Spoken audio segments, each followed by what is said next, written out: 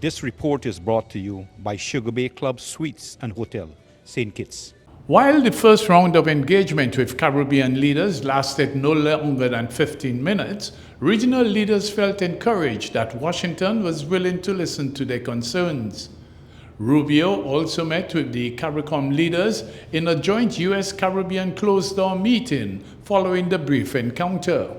In addition, he also held bilateral talks with the leaders of Trinidad and Tobago, Guyana, and Haiti. The CARICOM leaders said they were encouraged by the statements made by the visiting senior Donald Trump administration official, with Antigua and Barbuda's Prime Minister Gaston Brown saying, though he made a brief statement, he would describe it as very encouraging. At one point, we were very concerned precisely what the message would have been. But I have to say it's a very positive message in terms of helping to secure the future of Caribbean countries, to work closely with the various Caribbean countries, recognizing the fact that we are linked by geography, we are linked by our people. The Caribbean has its largest diaspora in the United States, and we are also linked by our common humanity.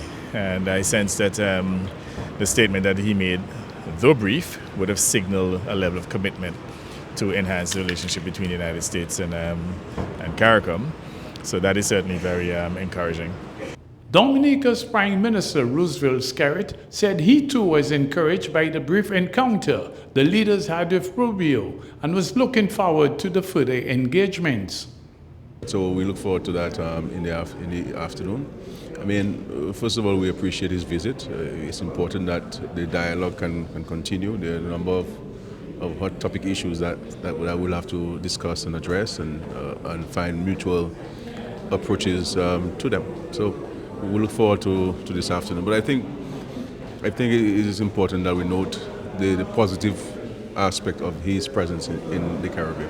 Prime Minister Kamala Persad-Bissessar, who held bilateral talks with Rubio, later told reporters that Port of Spain had been invited to a meeting of Latin American leaders to be held in Miami on March 7th. She said also that the meeting with Rubio was a follow-up on some earlier discussions on cooperation in energy and security. We discussed the reopening of the Trinidad refinery. As you know, we have been very serious about getting that refinery reopened, and Secretary agreed that he would put us on to their Department of Energy to assist us in seeking to find the best partner to open that refinery. We've had several persons so far with expressions of interest. Of course, at the end of the day, we choose the best that we think that we can get. So I know my Minister of Energy had met with Onando, and I met one of them here today. So we will do a bilateral with them later this afternoon. The Afrin Bank also wants to have a bilateral with us, which I'll also do this afternoon. And several of the CARICOM states have asked for one-on-one bilaterals with Trinidad and Tobago. She said the discussions with Rubio was very brisk and very articulate. He was just speaking off the top of his head. So he's very familiar with the issues in the region, and he could have spoken there. There will be a closed-door meeting, as I say, from 2:30, only heads and one. The meeting that he addressed today was very generic with several persons. So I suspect at that time some more details will be discussed and the way forward for the CARICOM.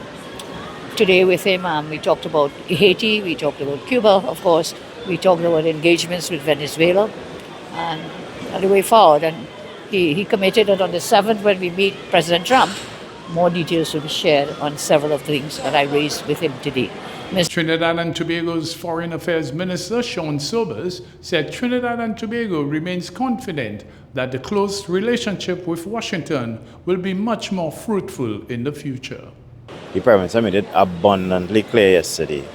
We are all here as elected members of Parliament, democratically elected. And it is really hypocritical to call ourselves so elected and then support a system that proffers or holds up dictatorship.